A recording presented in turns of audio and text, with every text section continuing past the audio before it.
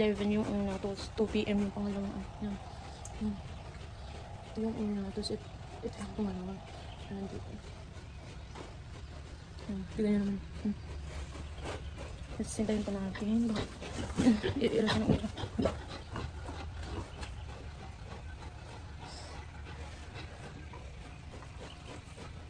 Wala kasi yung oxytocin namin para mas madali mahanap yung baboy. Sayang nga tingnan nyo. Meron yung gatas na nasasayang doon. Tapos yung pangalawa, nagkitain pa siya ng snack na. Pero makapagdete natin siya. So, hindi pa ulit tayo guys. Paano? Tignan natin kung ilan yung anak ng baboy.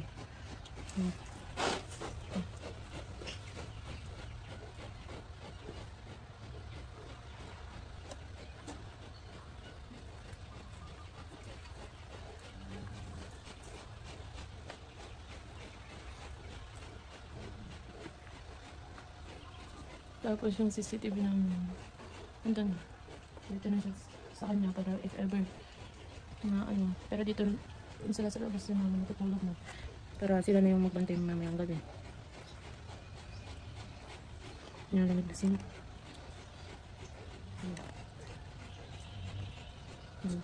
Nilalamig na yung isa. Update ko kayo mamaya guys.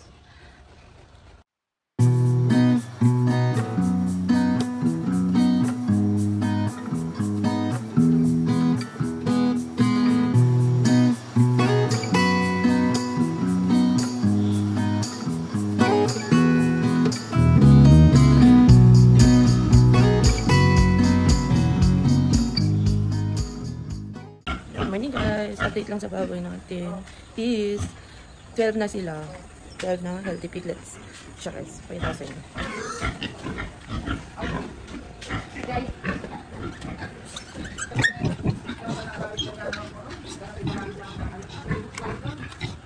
Good morning guys, February 24 na. Imbes na February 21 yung panganganak niya is February 24 na. Yan, may isa na siyang baby. Tapos nagturog na din tayo ng oxytocin para hindi na siya mahirapan na anak. Kaya stay tuned lang. Babantayan ko na siya. Yan na yung baby na. Isa pa lang. Nagturok na tayo. Tapos yung kapila, it's the 4th day. 4th day na nila and malaki na nila. Yan. At kahapon pala is naputulan na sila ng buntot. And nagturok na rin kami ng iron. Tsaka yung vitamin nila.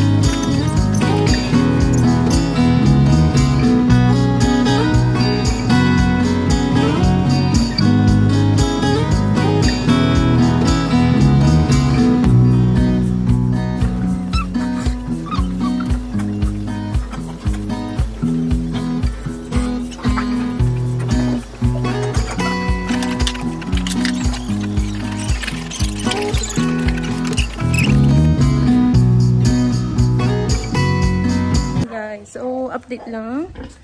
10 na po sila.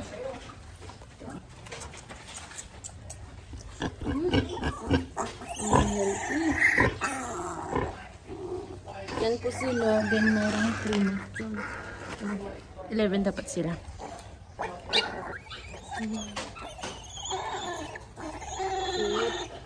After 3 days, tatanggalin ng buntot.